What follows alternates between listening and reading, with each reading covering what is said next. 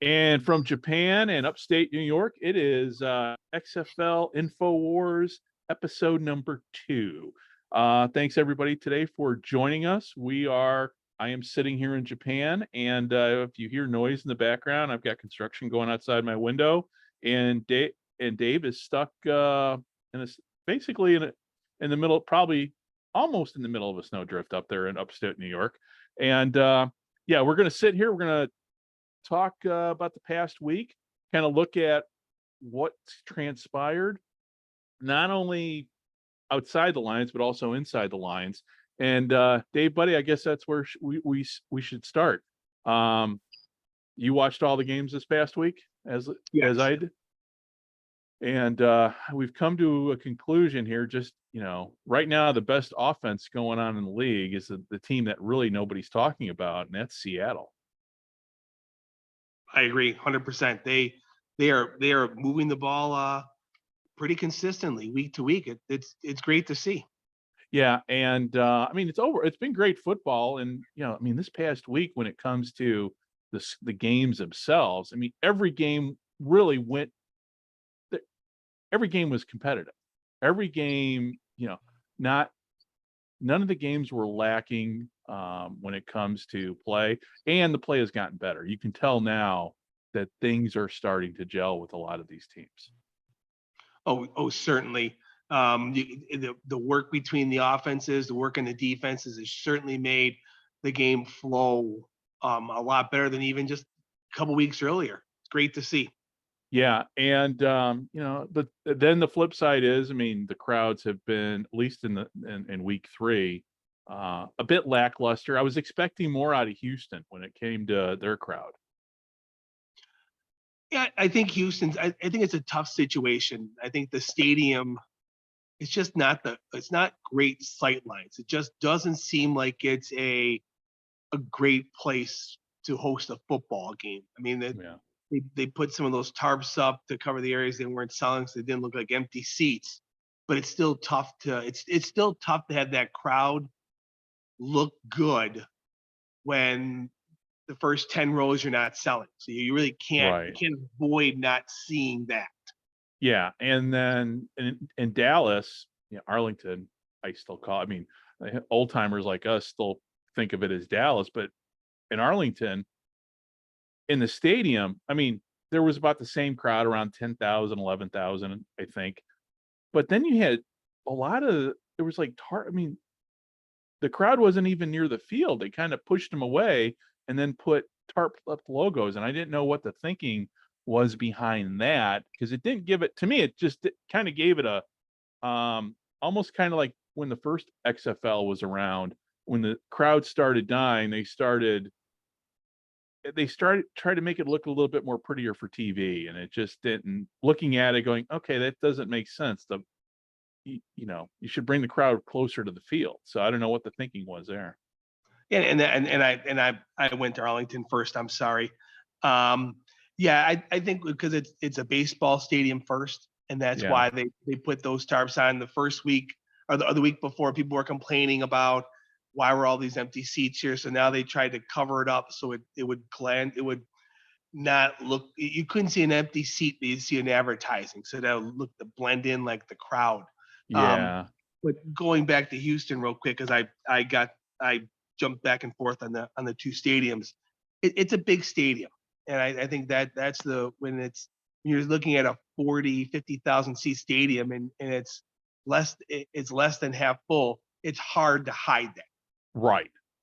That's basically what happens. It's hard to hide that, regardless of how you sell it. Yeah. Well, but the good news is, I guess, I always, and I'm on social media, I kind of dwell upon the negative, I think, a little bit too much. But realistically, on the flip side is the crowd at DC, even though it was a smaller crowd, it was I think about 16,000, but they had that soccer stadium rocking, it looked like. And I mean, it looked good optics wise on TV, and clearly it was a great game and the crowd was into it. Agreed. I mean, I think DC in the size of the stadium is perfect for the XFL. If they could Yeah. find eight places like DC, I think it would look and feel so much better than some of these other places that we've been talking about. But it was Right. a great crowd. I mean, I think the beer snake gets a little overhyped, Yeah. Yeah. but when you have the place over 80% filled, it's going to be a good time. I Right. mean, Yeah. it's going to be. If there's a good game going on, the people are going to be into it. It was a great game. Period. Yeah. And then we had Vegas, and actually this time around, it looked like there were 6,000 people in the stadium. So it didn't seem to me like they were fudging the numbers or counting people that didn't show up.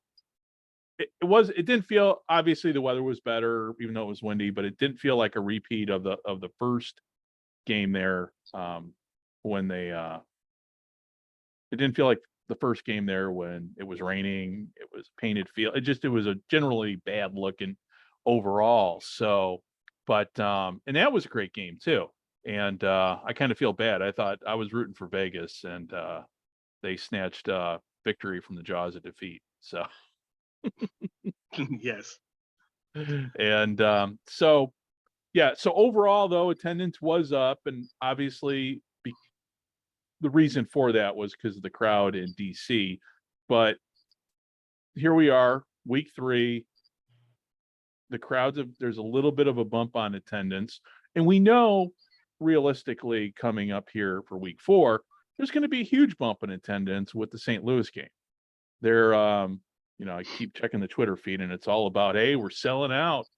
We're opening up. I mean, they're not expecting to sell out the actual stadium, but they're opening up. It's kind of like when the BC Lions. I'm looking at it from that, put my CFL fan hat on. I go, okay, so it's like when the BC Lions, their first game last year, opened up the second deck, because they sold more tickets. And I mean, I understand everybody's hanging their hat on the St. Louis game to help increase attendance. But the question I have going into week 4 is, that's great. Okay, but what about the other 3 games and the crowds in those games? Because I mean, people are going to watch those games. Hopefully, if they can, stay up late, stay up late enough, because the TV schedule got moved around too. But that's a conversation here for a little bit later. So, what do you think about St. Louis? There's a lot. I'm not saying the league's not banking itself on on St. Louis per se, but they have really been hyping it for the past month. Like that, this is regardless of what the other crowds have been. Let's see, they're like looking this as their showcase. Like, Yeah, yeah, yeah, this is that, but now look, here is St. Louis. It's like right. it seems like this is their flagship team now, and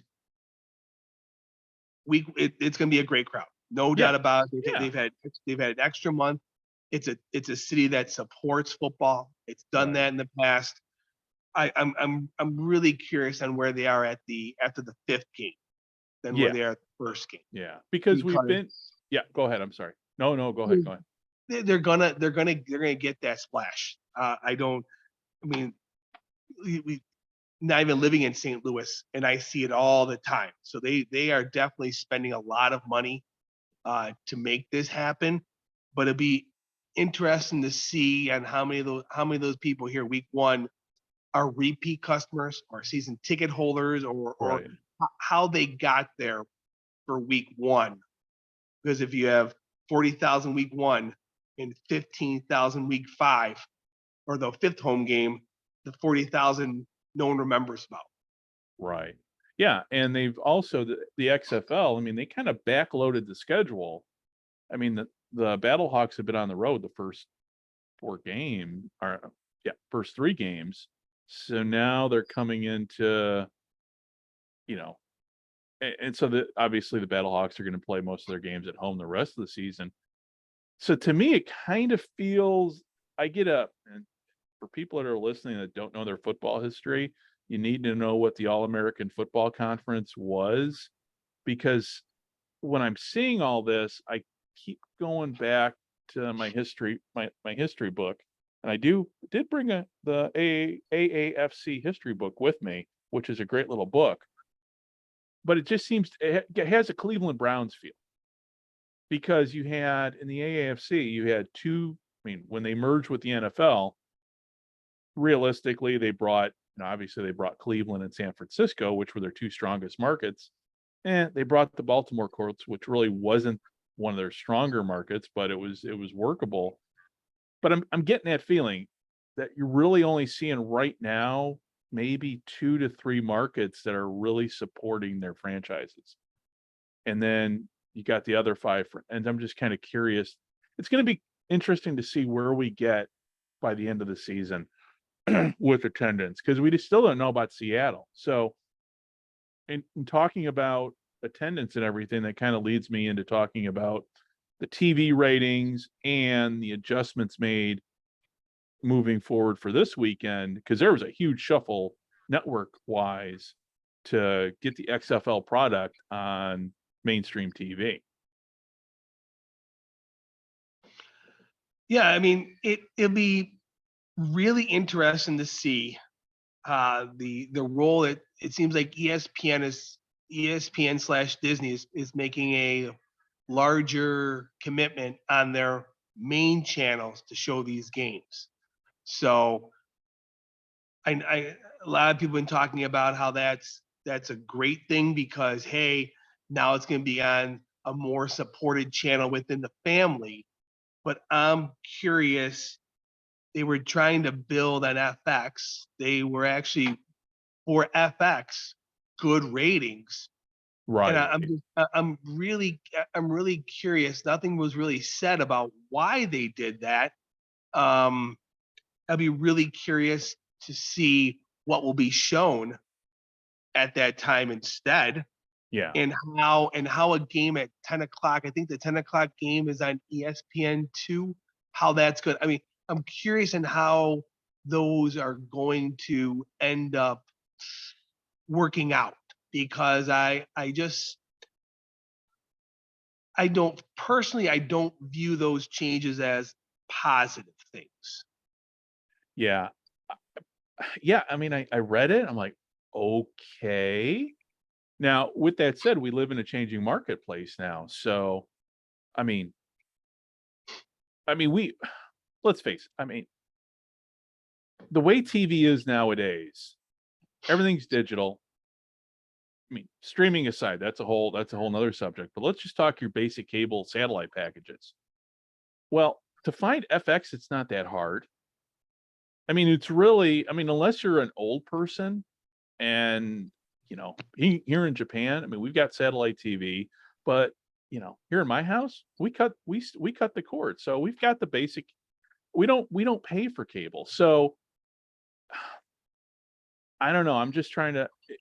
I'm hopeful that, this move to, for lack of a better term for me, would be channel 7 because that's what I'm used to in Chicago.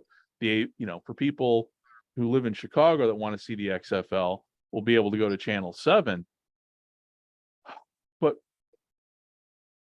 I don't know. I'm just yeah, they're gonna maybe get more eyeballs, but I don't know how many more eyeballs. It's gonna be significant enough to justify. I mean, the executives. Is it going to be a significant enough boost to justify for the executives to keep the team on network TV through the championship? Yeah, and something I was thinking about too is I don't obviously we don't know how much ads are and how they run, but Right. I'm wondering if the games were moved to either make good or even out or add to what existing sponsors are already paying. Okay. So if there, I don't know if there's a guaranteed viewership that's part of the sponsorship if you are buying ads for these games.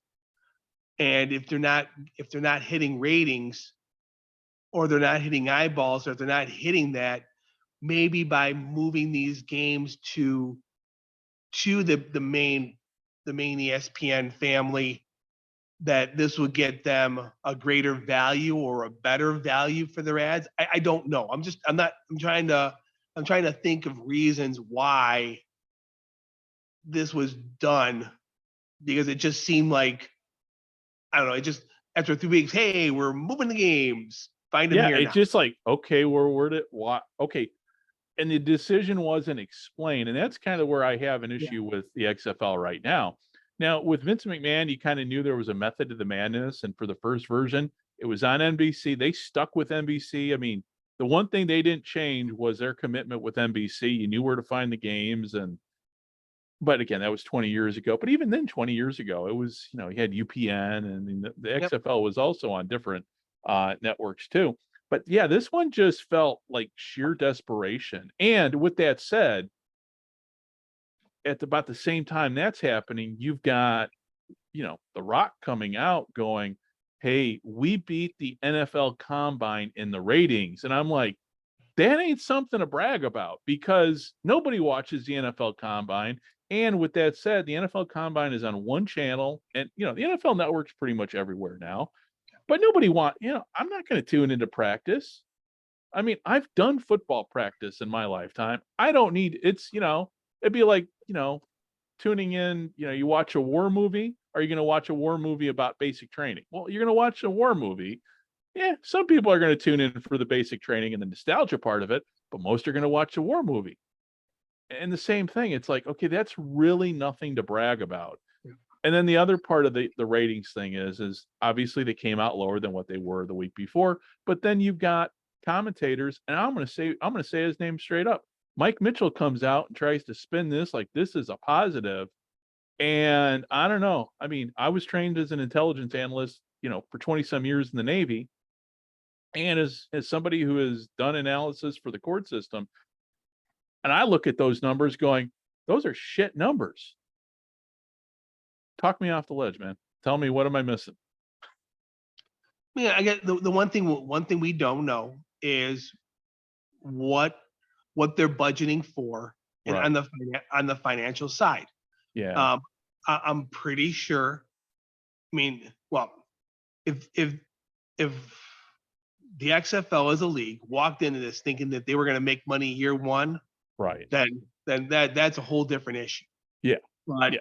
And I it, think we it, know they knew that going in. They're going to lose money on this. I mean, it's going to come down to what's the threshold that year one will be, and I think that's what we're gonna find out over the course of the rest of the season, is because we never heard what they expected. Even this discussion about, I think it was Danny Garcia mentioned in a tweet how we're building a fan base, we're trying to grow the league. Well, you don't say that if attendance is really doing great, and right. it's making money. Yeah. So And the other part of that obviously, too is if you're going to say that, hey, make sure you're able to get people that are ordering their stuff, instead of saying, a lot of fans are posting, "Hey, I'm having issues with my order. They can't get me my order." It's like you're building a fan base and you can't even get swag to the people that you need to attract to the league. yeah. I mean, it all falls in the same thing. The NFL is a well-oiled machine. They have a lot of people involved, Yeah. and there's a lot of people, and those lot of people have a lot of responsibility that makes them all a lot of money. So it's really, with attendance, with ratings, it's really all going to come down to is what needs to be done, what can be done, and what can we do to. You're not going to mitigate losses, because Right. the only way to mitigate losses is to do something that could affect the on-field product, and you're not going to do anything with player safety. The one thing I will give Vince McMahon a lot of credit for with the original XFL is he lost a lot of money. Yeah. He tried to do things first class everywhere. But the Right. NBC, like, granted, it was the wrestling shtick, and that's how he made all his money. So Mhm. I think that hurt a lot of his credibility. But he was not afraid to spend money. Right. Yeah. So and I'm not saying that this XFL edition is not trying to spend money, but I'm really curious because it was about the show Vince put on. So Vince wasn't necessarily worried about losing money per se. Obviously, he didn't want to lose money, but Right. it was also about the show he put on. And Yeah. I'll be curious to see if attendance doesn't improve overall, which it should, based You on would you would think, yeah. with San Antonio's home games coming up, St. Louis's home games. So overall, the league would go up. But it's really curious on where these ratings go to help offset because, I mean, the one thing the XFL has that really nobody's talking about is expense side of things. To Yeah. bring 50 players and 10 coaches and all their stuff on the road, that is an incredible amount of money. And to That do is that, that is money and logistics. I mean, to move any amount of people anywhere, with equipment, and my only experience is being deployed, so I know what that entailed. But when you're moving a football team, yeah, all that stuff and everything, just so much money is involved. Um, yeah, but yeah, we don't know, obviously, and it's not a publicly held corporation or anything, so we're not going to know those numbers. So but yeah, I would I would think that they because the second XFL they reported losses about 200 million before they went bankrupt and everything. So at least you have that as kind of your baseline. So you figure that's probably what they're going to lose, if not more, with inflation now. I mean, and if you look, you can find what NFL teams spend on travel and things like that. There's different groups that publish some stuff like that. So, I mean, you're looking at logistics of, I mean, obviously, if you charter a plane, that's a Right. that's going to be a minimum cost right there. So I mean, I would be surprised if it's under $100,000 a road trip to Yeah. put to take that many people, Right. everything you need. You're going to stay somewhere. You got And you're team meals. gonna stay at a place that's not crap and at least somewhat first class. Yeah, And we're not even talking. I mean, we're talking like a Residence Inn somewhere where it's yeah. not bad. It's not first class, but at the same time, it's doable. Still $200 a night. Like, I mean, Yeah, I mean, it's not. exactly. Oh I mean, it's no. not. I mean, this isn't minor league hockey that some of my working background is where you get the first night free because the home team has to provide it. Uh, Like, well, I'm sure so you've got some great slap shots like stories about those times. I have a few. I have a few, but no, it's. I mean, it. I'm just curious. It's been the football has been for me. The football's been better than I expected, Football's which is been great. fun. It's been Which great. I didn't know what it just like I didn't know what to expect. Yeah. But it's seeing where this goes with the crowds, with television, and with how the TV crews interact. Yeah. Like I would like to see them just be broadcasters and not so much cheerleaders. Yeah. But I understand what the league is doing. I understand how that operates. Right. But it's like everybody knows when they're a cheerleader. Like it's just like just Yeah. It comes across at times very much like a cheerleader, but at the same time, I try not to really complain too much about that because I understand where they're coming from. They're all getting paid by the yep, league. yep, You're not going to see broadcasts like you do, say, with the CFL, where occasionally you're going to have a CFL commentator speaking what's on their mind. It doesn't happen. I mean, when Milt Stiegel speaks, or Matt Dunnigan speaks, often what they're saying is what's on their mind, but they do it in such a way that they don't do it to offend anybody. But with the XFL, yeah, they're definitely on the company dime. So it's all sunshine and roses but that's okay. You know what? Because again, the football's been good, and the innovations from the league on the field. I mean, you're going to see the NFL, I think, probably this coming season start taking some of those innovations that the XFL is starting, that's what I love about these spring leagues, because it Mhm. is a bit of a laboratory. But you're going to see that come NFL time, if not this season, definitely by next season. And I'm liking two things when it comes to the XFL, when it comes to innovations on the field, the conversion after the touchdown. You got the 1, the 2, or the 3, and, you're not kicking it, you're running it in. I think that's something that the NFL should adopt. And the kickoffs, I like how they're doing the kickoffs. That makes still a kickoff, but Mm. you're not having guys run at each other at high speed like rockets. Somebody's trying to rip somebody's head off. I like the kickoffs a lot. I think that'd be great. I think the ELF or the EFL uses them because I thought I saw that this past year. But I like the kickoff. It can be just as exciting. You'll see just as good of returns. Um, but I agree 100% with what you said. It just seems like the less likelihood of injuries because you're not coming down. I mean, the smart thing. The first step was getting rid of the wedge, so they got rid Yeah, of that.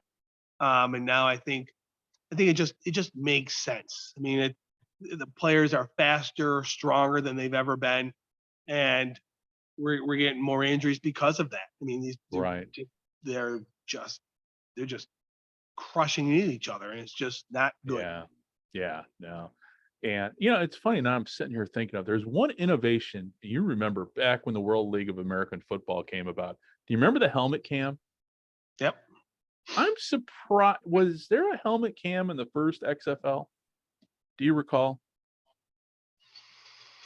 I don't. It was long enough. I would almost say it would seem like something they would do, but I Yeah, don't. I mean, it seemed right up their alley, but right. I don't remember it per se. I mean, I'm trying to scan through the games I watched. That was, Yeah. I hate to say, 20 years ago, Oh, yeah. But I'm but surprised, and the reason why I bring it up, I'm surprised that we haven't seen that yet. Because, I mean, let's face it, the technology now is as such, you can put a camera on, you can't even see the cameras nowadays, and with wireless technology. So I just thought it was funny. We haven't seen that angle. They because there was a lot of things that we've learned over, spring leagues have done over the years, but that's been the one innovation from years past that hasn't been brought forward. Not that we need to see it, but it's just because the XFL has done a lot of these other innovations great. I would have thought they would have brought that back. So I'll be curious to see maybe if the USFL does it come I, come I April. would yeah, I would be curious if that's brought up at one of the next like collective bargaining agreements because it wouldn't be something that the owners could just say, hey, every team's going to have someone wearing a helmet cam or having a cam on them. But I Yeah. can see that if the owners want it, then they'd have to give something up. So Yeah. it'll be curious because it's just how it works. It's a game we Yeah. watch, but it's a business for those who play. And Right. Well, I mean, it goes back to, back when Ed Sable asked Hank Stram to put wear a wire for the Super Bowl, and just how groundbreaking that was. So, but yeah, no, the helmet cam and everything. I mean, honestly, I don't need to see the helmet cam, but I would not be surprised to see them bring it back. But if they do, it's going to be a lot better than what it was.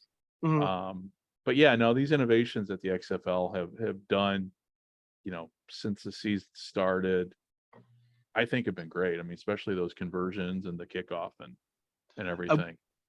I wouldn't be surprised if sooner or later we're going to see drones. Yeah. Well, yeah, that's a good point.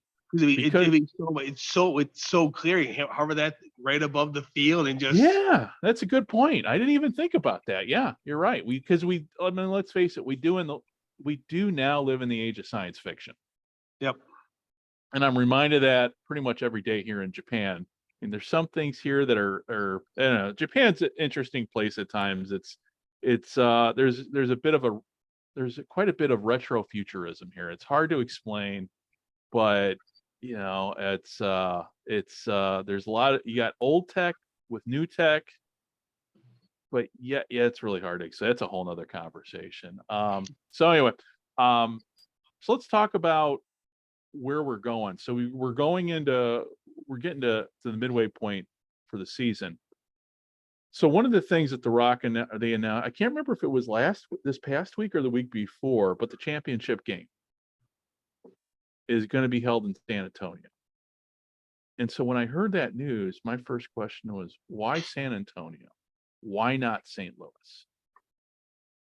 Because of all the cities that I think have earned a right to host a championship game, I think it's St. Louis. I think to me, it was like almost a slap in the face to the Battlehawks fans for all their support. Cost and availability. Okay. I think that's what it comes right down to it. Okay. I mean, I think it really comes down to what for that weekend, what's available, Right. and how much will it cost them. Yeah. Well, that's why I'm glad we're having this conversation, because you give me, I'm like, oh, I didn't even think about that. Yeah, you're right. Didn't even think about that. And then one thing about the ratings and coming up, I completely forgot about is we are coming into a very big sporting event that happens this month. That'll be starting this weekend. They have conference tournaments. Yeah. And then the next few weekends, the next 3-4 weekends is then the NCAA tournament. So that'll be really, really interesting to see how the league stands up against the end. I mean, that was one of the big, obviously there's multiple reasons why the first XFL folded, but they were crushed by the NCAA tournament. Oh yeah. Yeah. It'll be, but for the championship game, I mean, it seemed like the St. Louis Stadium came about later because it seemed like they got that week 4 is their first home game. I'm curious what the availability is. I know the city is really tries to use that place as much as they can. They do quite a bit there. So I'm wondering if it was $100,000 a game previously. I'm assuming that number didn't go down for this time around. Mm-hmm. And for a championship game, I don't know. I'm not sure what that would cost, but if they went to San Antonio, my gut tells me is a less of a risk to play there financially. Yeah. Okay. Yeah. Well, that makes San Antonio is a good place too. I mean, it's not. And you have a couple. And you have, granted, it's all about winning in that. Seems like it's closer to a couple of the teams, so it'll be less travel if. That's true. That's a good point. Yeah, that's a very good point. Yeah, because I mean, we don't know. I mean, it's all, we're still kind of early to even be talking playoffs yet. That'll probably be, probably next week we can start kind of getting an idea of who's looking like they're in, and who's going to be on the bubble, and who's out. We know two teams are 0-3, right? Make sure. I know the Vipers are 0-3. Yeah. Hang on, I'm looking at the Vipers and the Guardians. Yeah, they're 0-3. So yeah, just and talking about that. So right now, let's talk standings and everything. So you got so right now it's shaping up here. If the playoffs were held today, it'd be the Defenders and the Battlehawks and the Roughnecks and the Renegades. With and then so everybody's either 2-1 or 3-0.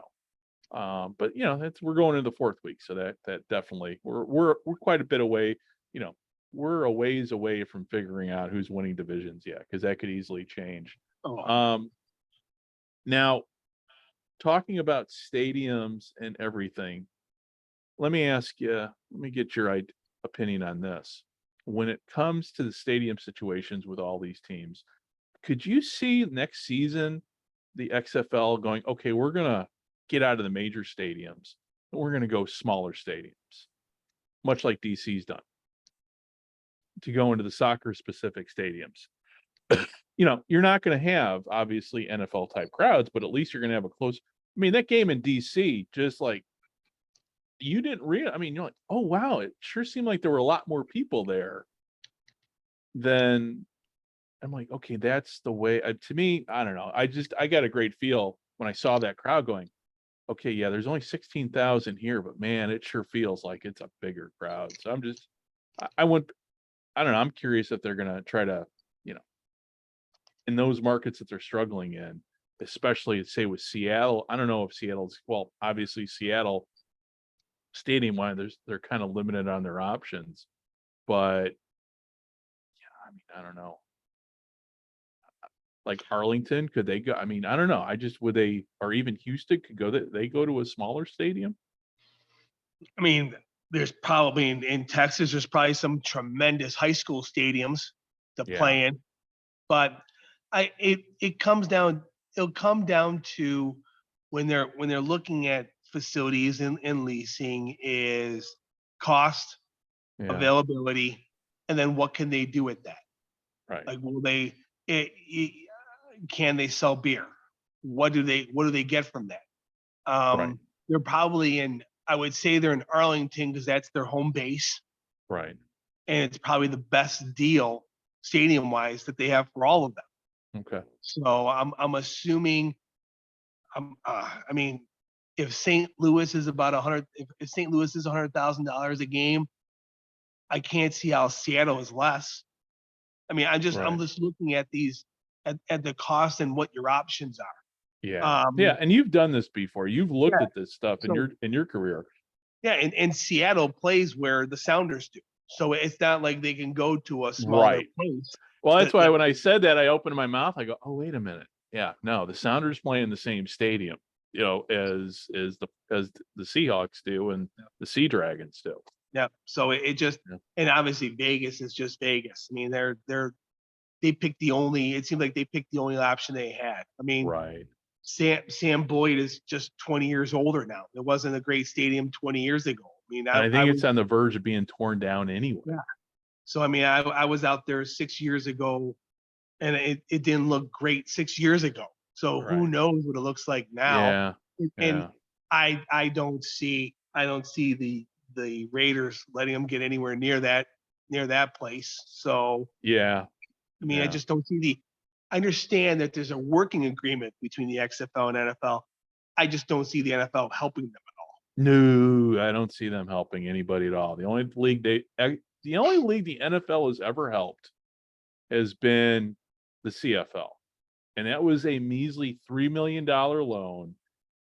But when it comes to the CFL and the NFL, there's tradition, and the NFL has been on record stating they don't want to see the CFL. They do not want to invade CFL territory. They do not want to see the CFL fold.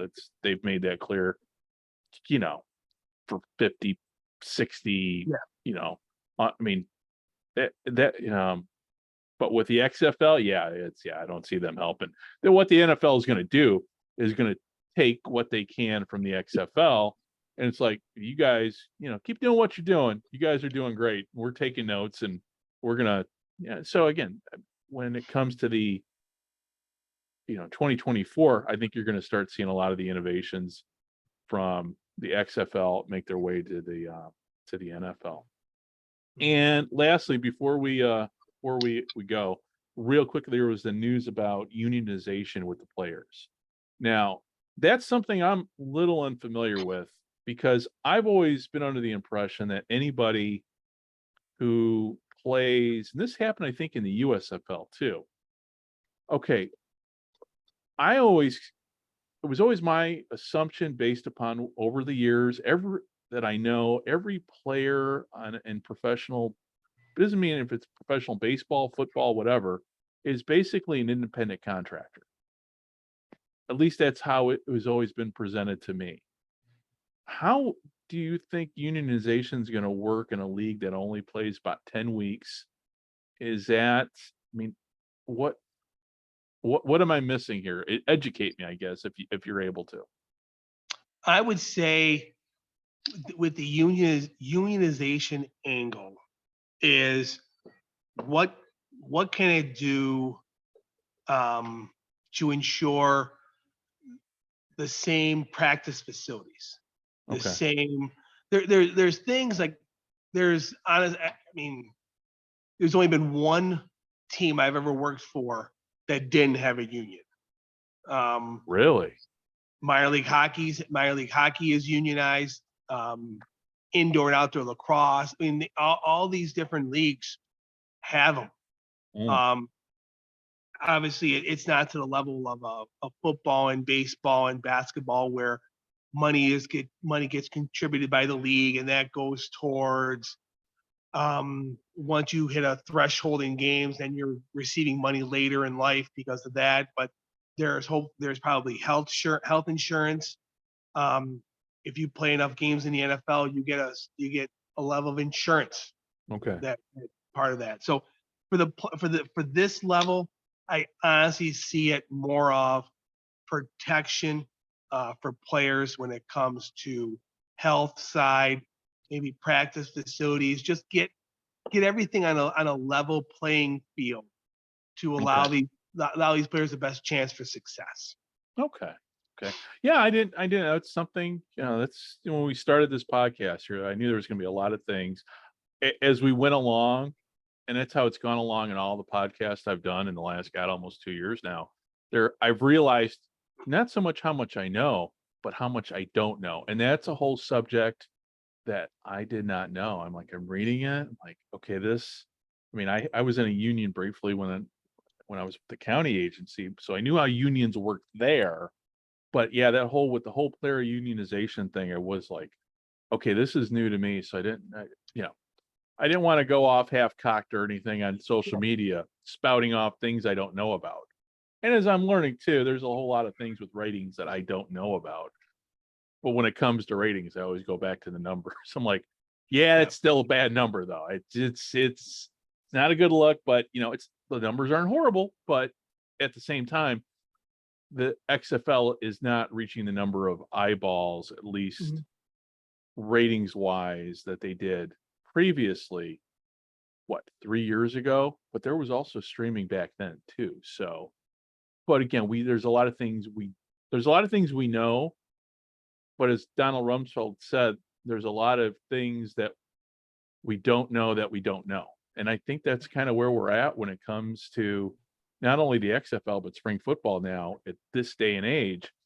There's a lot of things people are learning. And, when it comes to business model, when it comes to TV, so that also too, and I think right before we hit the record button here, I kind of made a comment to somebody. I'm like, okay, so for instance, okay, my brother-in-law is a TV personality. Okay. He has his he's a TV personality. He's very popular on YouTube. I know he makes, that's where he's going to. He's also on network TV. Or I'm sorry, he's not so much on network TV, but he's on cable TV. And I'm seeing this shift with everybody over to YouTube. And so my question is can would it be why doesn't the XFL or are these a lot of just go on YouTube and get paid with get paid from the advertisements on YouTube? I don't know. Maybe I'm just I don't know what the hell I'm talking about. But I see all the people who are doing the YouTube stuff that are making money. They're able to quit their jobs because they're getting a paycheck from YouTube. Why doesn't the XFL do it? I know some of the arena leagues, smaller like I think the Champions Indoor Football League, and if I'm not mistaken, the Indoor Football League is also on YouTube. Is there? Do you see? I don't know. NFL's going to NFL YouTube TV too, so I don't know. I'm quickly realizing here how much as I asked the question here. There's a lot of things here I don't really know. So The YouTube is a fascinating